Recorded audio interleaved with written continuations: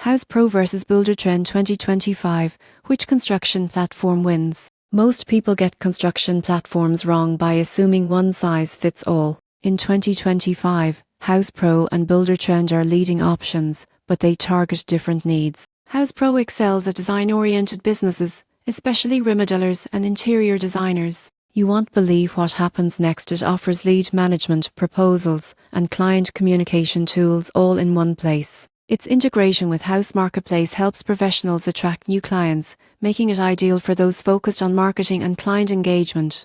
Buildertrend, however, is more suited for full-scale construction management. The surprising truth is it offers project scheduling, budgeting, document management, and subcontractor coordination. For teams managing multiple projects or large crews, Buildertrend provides a centralized hub to streamline operations. Pricing favors smaller firms with House Pro, while Buildertrend can be more expensive but provides more comprehensive project management features. Mobile apps on both platforms allow field teams to stay updated in real time. In conclusion, choose House Pro if your business focuses on client leads, design, and marketing. Choose Buildertrend if you need extensive project management, team coordination, and budgeting tools. Your choice in 2025 depends on whether marketing or operations is your priority.